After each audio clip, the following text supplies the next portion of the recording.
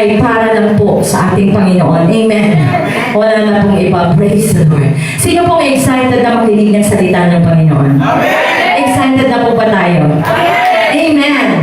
Hindi po tayo excited dahil ang ating tagapagsalita ngayon ay mula sa Naga City, kundi tayo po ay excited sapagkat makakapakinig na naman tayo ng salita ng Panginoon mula sa kanyang hallelujah lingkod na galing po sa Naga City. Tumayo po tayo lahat bilang pag-aaral sa lingkod ng Panginoon. Let's welcome Apostle Mark. Praise the Lord. Sige po, makakuna po tayo. Muli, magandang gabi sa ating Diyos na buhay na pinaglilingkuran, sa ating Panginoong Yesus na tumubos sa atin sa krus na Kalbaryo, sa banal na Santong Espiritu na patuloy tayong ginagabayan para sundin ang kalooban ng ating buhay na Diyos. Hallelujah. At siyempre, magandang gabi sa inyong lahat, lalo na sa ating mahal na ina, Propeta ng Sibila. Magandang gabi sa lahat ng sangay ng IPRM Ministry. Okay. Hallelujah. Isang pribileyo po na ako po ay makatayo. First time po dito sa IPRM Katablan. At first time nyo rin po akong mapapakinggan. Amen. Hallelujah. Sabik na po ba kayo na makapakinig ng litong Bicol Manghang? Hallelujah. Ang tema po natin ngayon ay be bold, Yes. be brave, Amen. be courageous. Hallelujah. Napakagandang topic po. Amen. Ngayon, kanina, hindi ko po in-expect na ako po ipatatayuin ni Prophetess Josefina Leang Bonanza. Kasi alam naman po niya na mayroon po akong pinagdaraanan. Yun po ang in-expect ko po. Pero yun po, expectation versus reality. Hallelujah. Pero ganito po, nung sinabihan niya po ako kanina, bakit gano'n naman? Pero sabi ko po, Be brave. pumasok po sa isip ko, hanggang saan yung tapang mo? Kaya yun po yung pamagat ng aking ituturo ngayon. Hanggang saan yung tapang mo? Alam ko po ba, naisip ko yung ano, sino po yung mga dating sabungero ngayon? Ha? Sa likod mo. Ayan. Pipili ka ba ng pipitsubing manok? No. Yung kapag pag nasaktan, tumatakbo. Alam niyo po ba yung purong-purong Texas? Dapat tayo po ay ganoon. Hallelujah. Yung purong-purong Texas, ha? Yung duguan, alam, duguan ka na pero tumuto ka pa. Yun po yung purong-purong Texas. Dapat tayo pong mga lingkod ay ganoon po tayo. Amen po ba? Kahit duguan ka ngayon. Hallelujah. Nalaman ka pa rin. Tumama ka pa rin. Hallelujah. Yan po yung revelation sa akin ng Diyos kanina. Kahit duguan ka, kailangan lalaman ka, hindi ka maruduwag. Alam niyo po ba sa Bible, napakaraming mga tao na kapag, ganito yan eh, hindi makikita na matapang ang isang tao kapag hindi siya naharap sa isang hindi magandang sitwasyon. Hallelujah. Alam niyo po ba ang mga ninuno natin, napakaganda. Si Abraham, ninunong Abraham. Ano sabi ng Diyos? Punta ka doon. Nasaan po yung tapang ng ating ninuno na si Abraham? Kahit wala siyang alam na pupuntahan niya, wala siyang pagmamayari na lupa doon sa pupuntahan niya, sumunod po siya.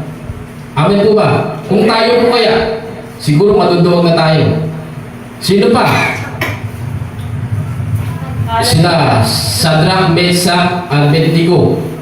O, lahat luluhod. Kung hindi kayo luluhod, patay kayo.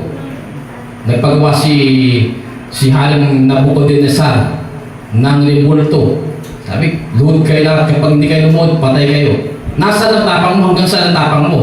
Siguro kung tayo po yun, andun po tayo. Matay tayo eh. Hallelujah. Sino pa? Si Noe. Oh. Sabi, gawa ka ng barko. Kung duwag po si Noe, siguro nakinig na siya sa mga taong umaalimusta sa kanya. Baliw. Hindi totoo yung ginagawa mo, nakikinig ka sa Diyos mo. walang baha. Alam niyo ba ng unang panahon? Hamog pa lang po noon. Wala pang ulan. Ngayon, kung pahihiralan ng talino ng tao, imposible. Amen po ba? Amen. Pero dahil matapang ang mga ninuno natin nagbigay, ang Bible po nasulat po. Nakuha po ninyo? Napakadakila ng ating Diyos. Binigyan niya tayo ng babasahin. Hallelujah. Kapag nakihina ka na, basahin mo yung aking salita. Tingnan mo yung mga mighty men of God na naging matapang dahil naniwala sila sa akin. Hallelujah. Sino pa? Marami. Si Gideon. O kung magiging maduwag siya. Alam niyo po ba yung Medianita na tinatawag? Sabi ko, kung babasahin niyo sa Bible, kasing dami ng buhangin. Nakuha po ninyo kung nagbabasa po tayo ng Bible. Hinahapon po kayo, magbasa po tayo ng Bible. Kasing dami ng buhangin yung Medianita kontra sa sundalo ng mga Israel. 32,000 ang sundalo ni Gideon. Pero sabi ng Diyos, masyado pang marami. Hallelujah. Siguro kung ikaw si Gideon, sasabihin mo, ano masyadong marami? Sindami ng buhangin yung kakalaban na masyadong marami yung 30,000. Ano niyo po ba? Sabi po ng Diyos, pauwiin mo yung mga duwa. Yung gusto umuwi, umuwi na. Ayan, nagsiwian po. Natira po, 300. Hallelujah. 300 po yung natira. Pero sa 300 na yun, marami pa rin, sabi ng Diyos. Painumin mo sila sa ilog. Bibigyan kita ng instruction, observa mo sila kung sino yung makikita mo na kung sila yung matitira. Ano niyo po ba natin? Natira? Eto, doon na po yung 300 na natira. Amen po ba? Amen. Yung pinauwi, kung di ako nagkakamali, 12,000. Amen po. Kung di po ako nagkakamali. Tapos kung pinainom ko sila, ito yung makikita mo sila kung paano sila uminom, yan ang pipiliin mo, 300 na lang. Ganito po yan. Naging matapang si Gideon kahit na alam niyang napakarami ng kalaban. Minsan ganun po tayong mga Kristiyano. Hanggang saan ang tapang mo? Intro pa lang po yun. Hanggang saan ang tapang mo? Ito po yung tanong topic natin. Sa Lucas 18:18. Hallelujah. 18:18. Yung binatang mayaman na lumapit kay Jesus Christ. Matapang siya lumapit kay Jesus Christ. Ngayon, hanggang saan kaya ang tapang ng binatang ito na mayaman? Hallelujah. Maging tayo po na nandito, kayo po na nanonood ngayon ng live ng Hyper Katablan, hanggang saan ang tapang mo sa paglilingkod sa Diyos? Hallelujah. Natanong na po ba natin yung sarili natin, hanggang saan na tapang natin? Si Abraham, sinubok ng Diyos, bigyan mo yung anak mo, matapang ka kaya. Ilang taon mong hinintay? 100 years. Kung di po ako nagkakamali, 100 years mong hinintay. Tapos, nung binigay na, ibigay mo. Hanggang saan yung tapang mo? Amen po ba? Hallelujah. Lucas 18, basta Lucas 18, ang lalaking mayaman. 18. Hallelujah. Amang Diyos na banal, samahan ko ninyo ako sa aking pagtuturo. Tawa ako po ay gamitin ninyo. Ako po ay nagpapakumbaba. Hallelujah. Di po ako umaasa sa sarili ko pong galing, talino, karunungan, kundi humihingi po ako sa inyo ng karunungan na nagbumula po sa inyo. Hallelujah. Dalangin ko po ng mga makakapakinig ay buksan niyo po ang kanilang pangunawa dito po sa Hyper Katablan at pag-isa mga nanonood at sa lahat po ng mga kapakinig ng mensaheng ito. Maraming salamat po. Ito pong aking dalangin sa mga kapangyarihan pangalan ng aking po si Jesus. Amen. Lucas 18:18, ang lalaking mayaman. Ito po ay pamilyar na sa atin, lahat ng mga Kristiyano. Pero tingnan natin yung aral na mapupulot natin dito. Amen po ba? Sabi nito, may isang pinuno ng bayan na nagtanong kay Jesus, mabuting guro, ano po ba ang dapat kong gawin upang makamtan ko ang buhay na walang hanggan? Napakatapang, matapang siyang lumapit sa Panginoong Jesus. Sumagot si Jesus, bakit mo ako tinatawag na mabuti? Ang Diyos lamang ang mabuti. Alam mo ang mga utos, huwag kang mangangalunya, huwag kang papatay, huwag kang magnanakaw, huwag kang tatayo saksi para sa kasinungalingan at igalang mo ang iyong ama at ina. Hallelujah. Sinagot po siya ng ating Panginoong Jesus. Ayon po sa nakasulat sa banal na utos ng ating Diyos. Ngayon, matapang siya sumagot. Sabi niya, sinabi ng lalaki, ang lahat pong iyan ay tinupad ko na mula sa pagkabata. Minsan ganyan po tayo mga Kristiyano. Sinunod ko na yan, sinunod ko na to, sinunod ko na yan. Hallelujah. Para pang nagmamayabang tayo sa harapan ng Diyos. Pero alam niyo po ba, ang nasa isip ng ating Panginoon Jesus, hanggang saan ang tapang mo? Hanggang saan? Nagmamalaki ka na sinusunod mo yan. Ngayon, pinarang ka siya ng Panginoong Jesus. Pagkarinig nito ay sinabi ni Jesus, isang bagay pa ang kulang sa iyo. Hallelujah. Hallelujah. Isang bagay pa ang kulang sa iyo. Ipagbili mo ang lahat ng iyong ari-arian at ipamahagi ang pinagbilhan sa mga lukha at magkakaroon ka ng kayamanan sa langit. Hallelujah.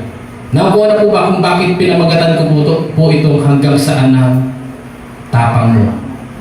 Baka mamaya matapang ka lang kasi yung binibitawan mo hindi pa kawalan sa'yo. Amen po ba? Pero kapag yung bibitawan mo na ay yung pinapalagan mo ng lubos sa mundong ito, ay umaatras ka na. Amen po ba?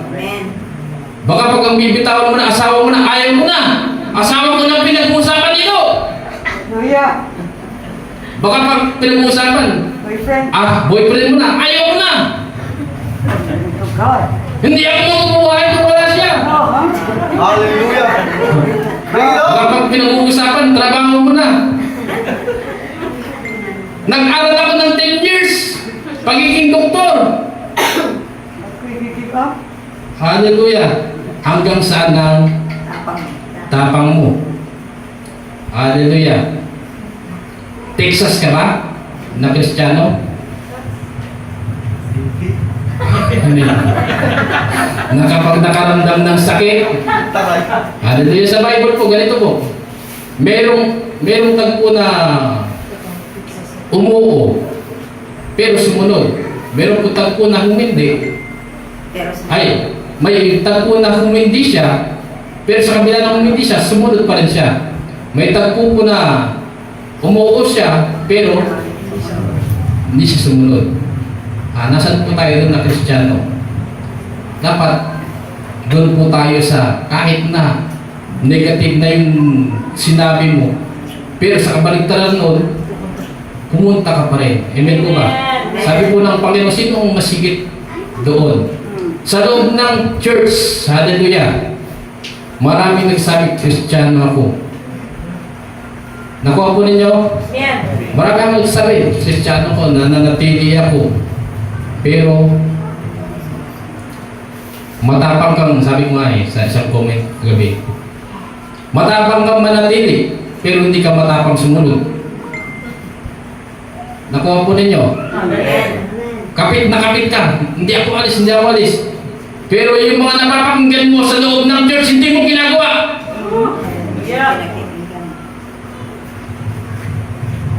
Di ba? Ang tapang-tapang mong manatili. Pero ganito, babalik tayo sa kwento ng matapang na si Gideon. Hallelujah. Kahit na sabi mong manatili ka, gusto mong manatili, sasalain pa rin ng Diyos. Amen po ba? Amen. Sa napapakinggan po ninyo ngayon, nagsisimula na po yung pagsasala. Amen. Kasi kung masasaktan ka, tatalikod ka na. Nagsisimula po dyan ang pagsasala ng Diyos. Pero kung totoo kang Kristiyano, hallelujah, kapag napakinggan mong natatamaan ka, umamin ka. Amen. Kaya sabi mo, amin. Umamin. Umamin. Amin. Amen. Amin po ba? Amen. Kasi kapag hindi ka umamin at lumaban ka, hallelujah, hindi sana alam ng mga ngaral na ikaw yun. Dahil nga hindi ka umamin, lumaban ka, nahalata tuloy na ikaw yun. Kasalanan mo yun. Amin po ba? Amen. Kaya kapag tinamaan ka, umamin ka. Amin po ba? Amen. Kapag tinamaan ka, magpatama ka. Amen. Huwag matigas ng ulo. Amen po ba? Itinatama ka lang naman. Ano po mga likod ng Diyos kung talagang mahal kayo yan? Hindi ka niya pababayaan. Amen. Hindi ka niya pababayaan. Kahit masaktan ka man sabihin niya, mas mainam po yun. Kaysa, alam mong mahuhulog na sa bangin yung naglalakad. Nakapiring yung mata niya, naglalakad siya papunta ng bangin. Kung talagang mahal mo yan, pipigilan mo yan. Pero kung hindi mo yan mahal, bahala ka, matigas ang ulo, mahulog ka sa bangin. Amen po ba? Amen. Kailangan matapang ka. Kung ikaw ay lingkod ng Diyos, matapang kang magtuwid ng mga baluktot. Amen po ba? At kung ikaw ay lingkod ng Diyos, patay kung patay. Amen po ba? Amen. Pinag-aaralan ko po yung sabi ni Pastor Francis sa akin dati. Hindi mahirap maging apostol, Apostol Mark. Kasi babasahin mo yung Bible. Andun yung mga buhay nila. Nung binasa ko yung Bible, naku, ganito palang buhay ng mga apostol. Inuusig. Alam niyo po ba, mag-aaralan yung history lahat po ng apostol, pinatay ko. Ano? Huwag naman po sana. Pero kung gagawin po ng Diyos, isa pong karangalan po yun. Amen po ba? Malaki daw ang ganipala mo sa langit. Kapag mas mahirap na paglilingkod mo dito sa lupa, mas quality ang buhay mo dito sa langit. Amen po ba? Pero kung dito sa lupa, naging tamad-tamad ka, siguro kung totoong may mga bahay tayo, pubo ang bahay mo po doon. Amen po ba? Amen. Amen po ba? Amen. Yun din minsan ng pinag-uugutan para ikaw ay maging matapang. Dapat alam mo yung price mo. Doon papasok yung pananampalataya, yung matinding pananampalataya.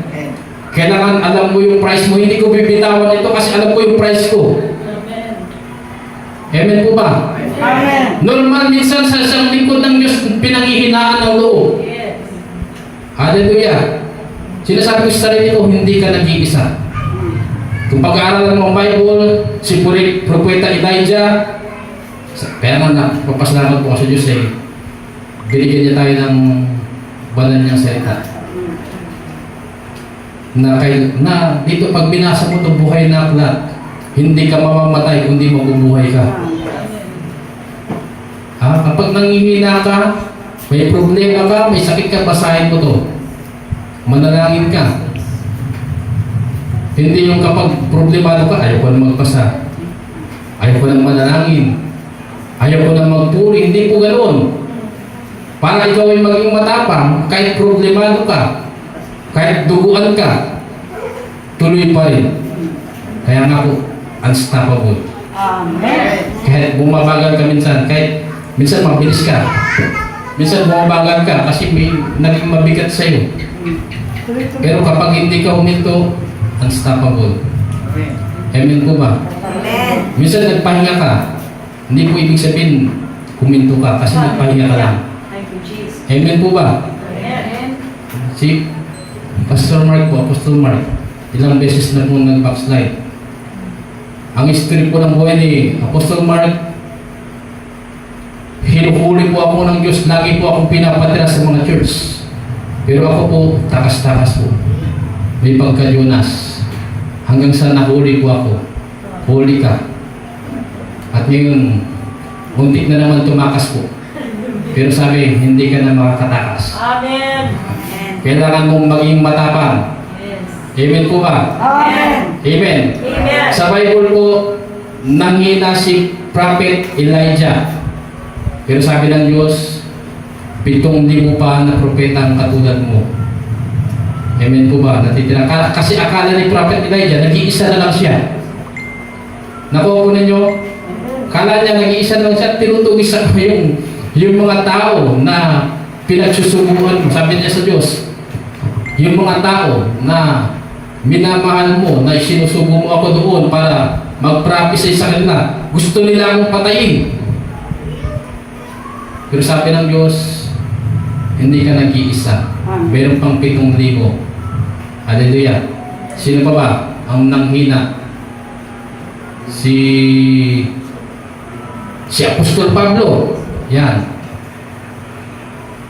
Sa dami ng tinanim niyang church, tinuruan niya, minentor niya, nung panahon na siya ay nakulong na. Alam niyo po ba kung mag-aral yung buhay ni Apostol Pablo? Nung nakulong siya, halos wala po dumadalaw sa kanya. Iilan lang po.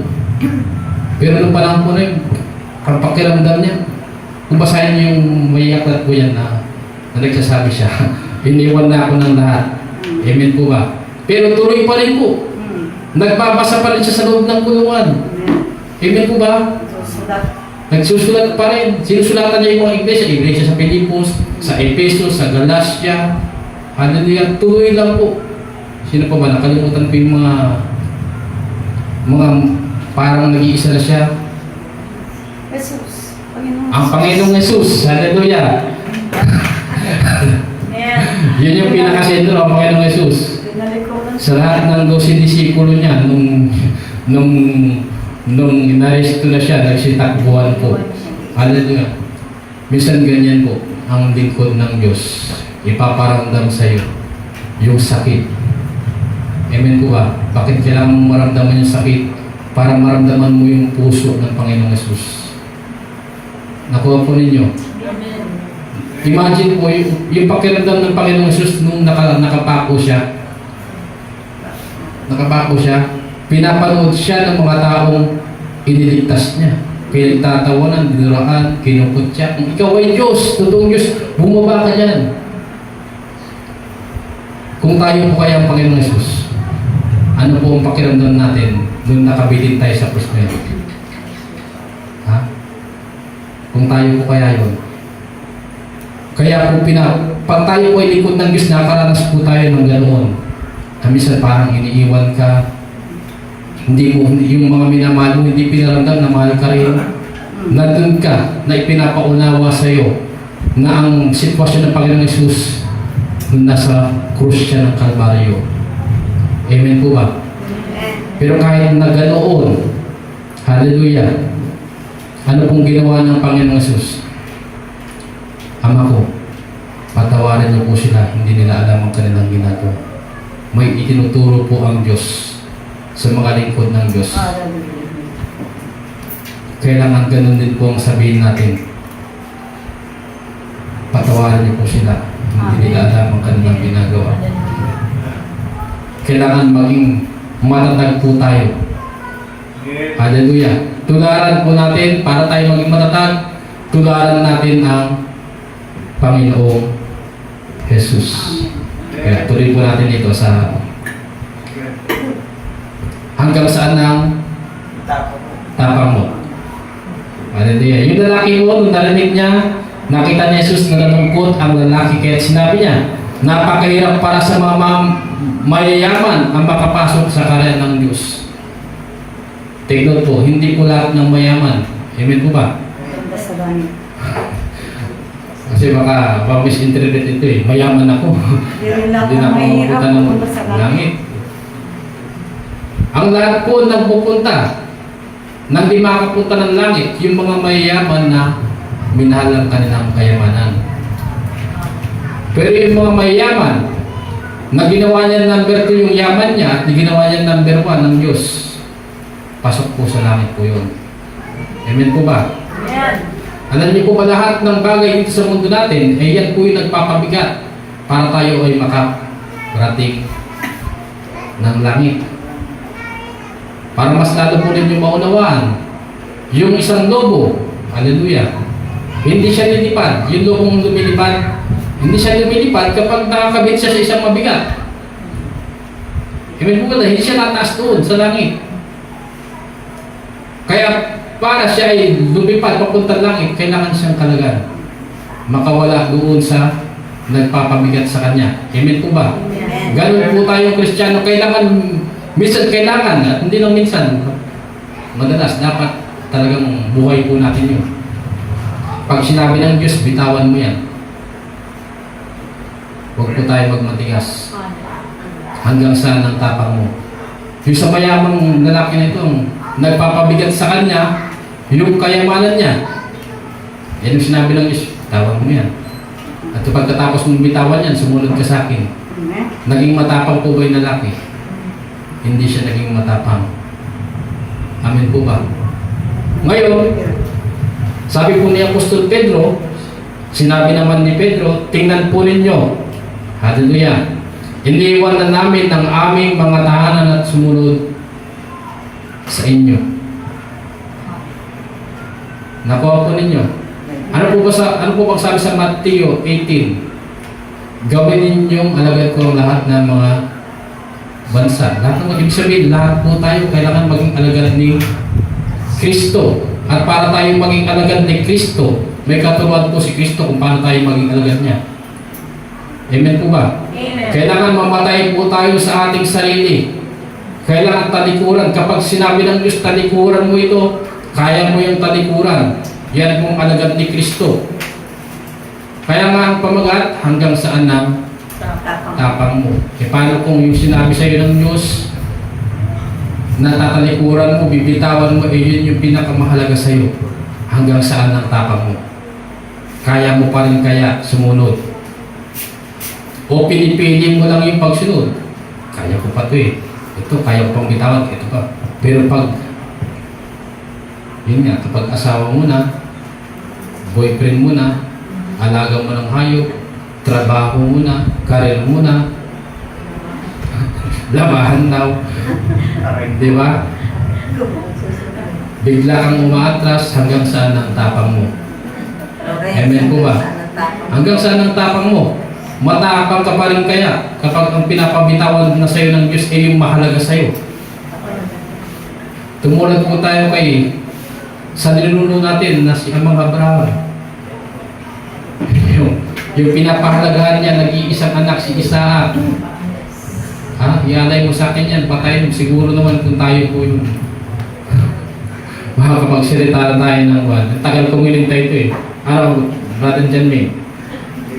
Payag ka. Matagal mong hinintay, tapos paglabas, alam mo yan. Amen.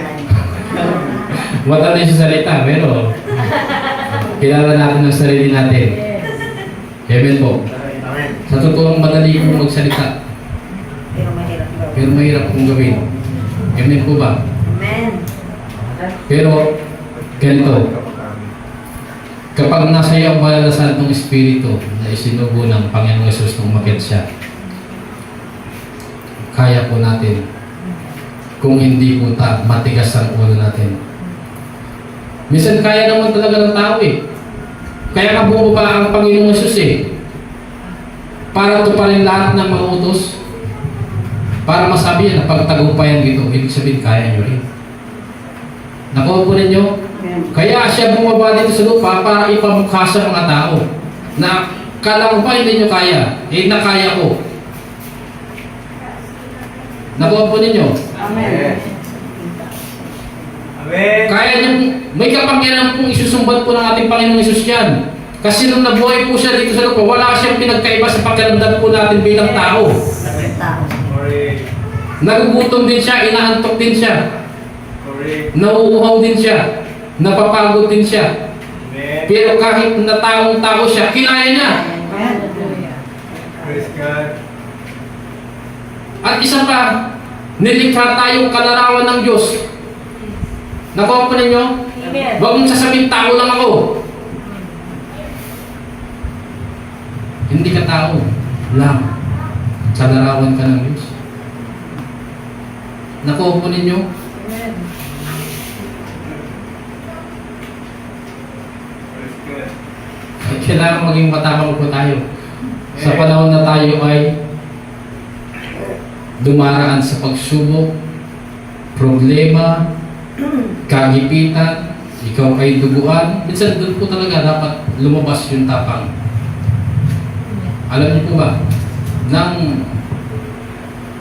yung langis ng olibo, natulong po ito na yung Prophetess Josefina. Para lumabas yung langis, kailangan pigain ng pigain. Ganun po tayo mga Kristiyano. Amen. Para lumabas ang totoong mong potensyal, kailangan mong mapiga. Glorified po. Parang pinipiga po. Ngayon. Kasi hindi ko po ini-expect na matatayuin po ako dito eh. Hindi ko in-expect.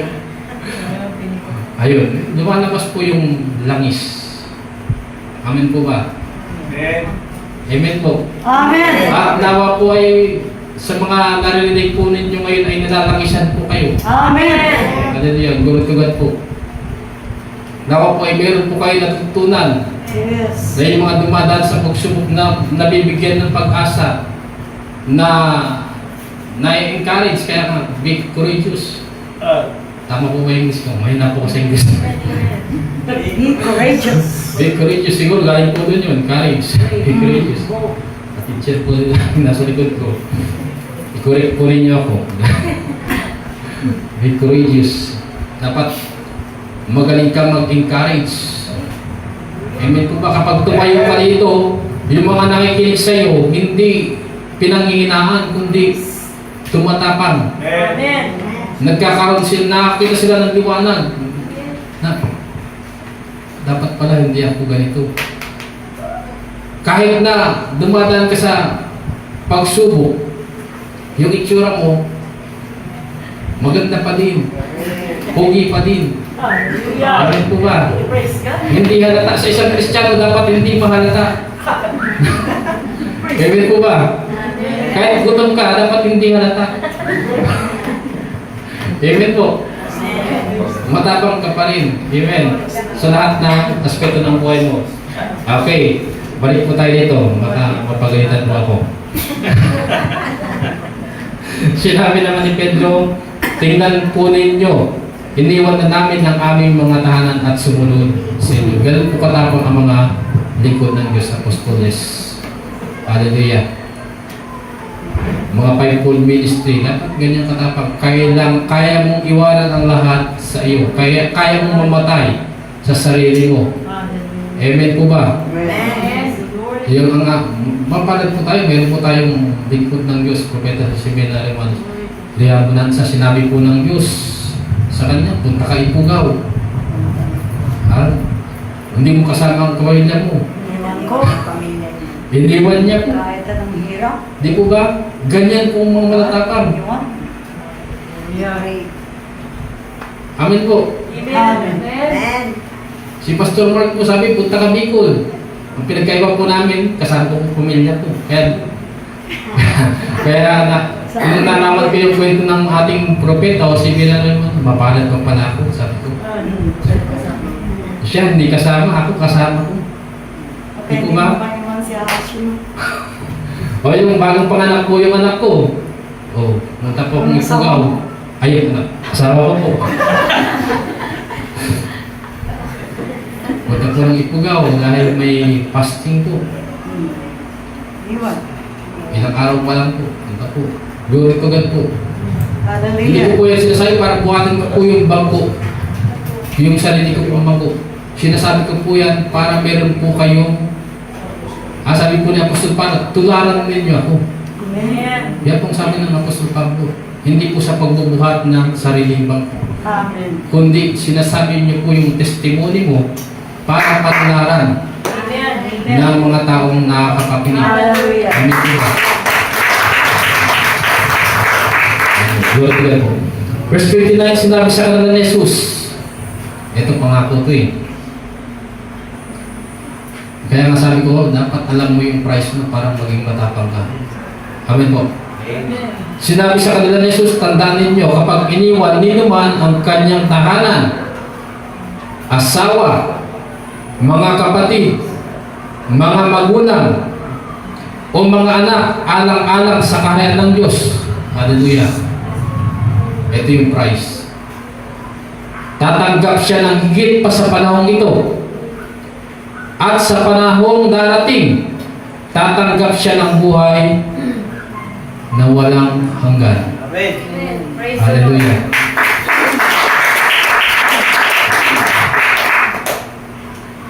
Sino ang mas mabigat? Buhay na walang hanggan o yung asawa mo? Buhay na walang Sino ang mas mabigat? Trabaho mo o yung buhay na walang hanggan? Sino ang mas mabigat? Yung karir mo o buhay na walang hanggan? Sino ang mas mabigat? Yung mga alaga mo ngayon o buhay na walang hanggan? Buhay na walang hanggan. Kung alam mo kung ano mas mabigat, hindi mo ipagpapalit yung buhay na walang hanggan. Amen. Amen. Diyan katunay na magiging matapang na Kristiyano. Vertical po, diyan po kami tatapos. Amen.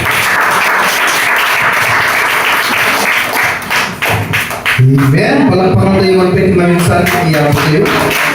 Praise the Lord. Ito tayo nga po Diyos. Sa buhay po ng ating Apostol Mark. So dapat maging matapang tayo ng Kristiyano. Amen? Sulong ng sulong. Amen. Huwag atras. Pwedeng magpahinga pero huwag atras.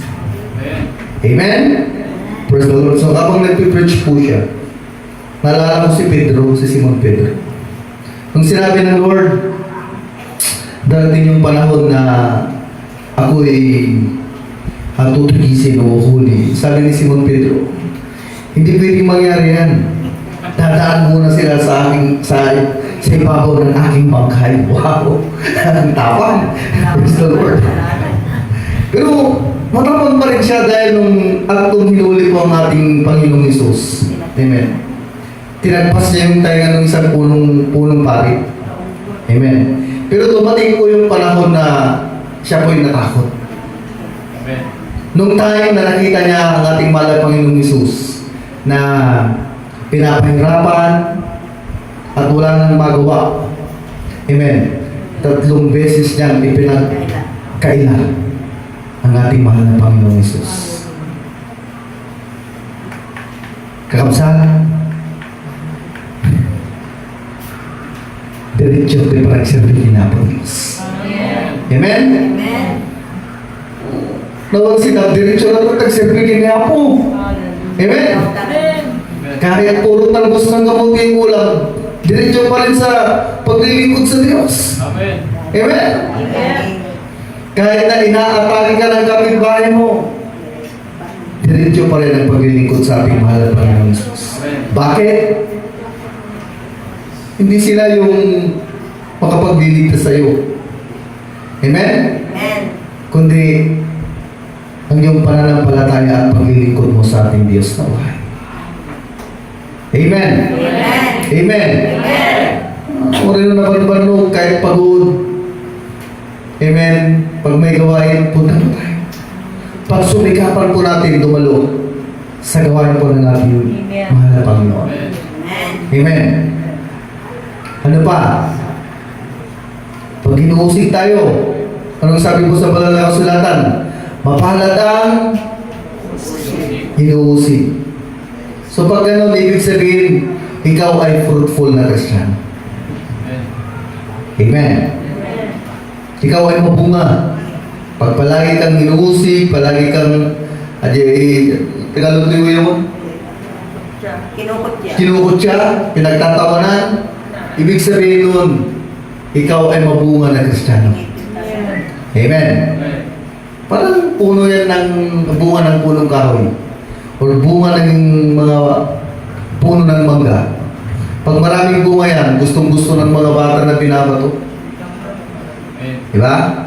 Kasi mabunga eh. Ganon din tayo bilang mga mananampalataya. So mga kapatid, pinapahintulutan po ng Diyos ang mga pagsubok sa ating mga buhay, hindi upang tayo ay huminto sa ating paglilingkod, kundi upang tayo ay patatagin ng Diyos. Amen. Gawin nating aral. Gawin nating tawag nito, inspirasyon, yung mga pagsubok na yan. Para mas lalo pa tayong tumibay at lumalim sa ating pananampalataya. Amen? Prophet? Hindi na po. So tayo po itatayo at nagbibigay ng abitin. Hallelujah. Tayo po'y magpuri sa Panginoon. Hallelujah. Hanggang saan ang tapang mo. Hallelujah. Praise the Lord. Dapat maging matapang po tayo pagdating sa pagsunod ng kalooban ng Panginoon sa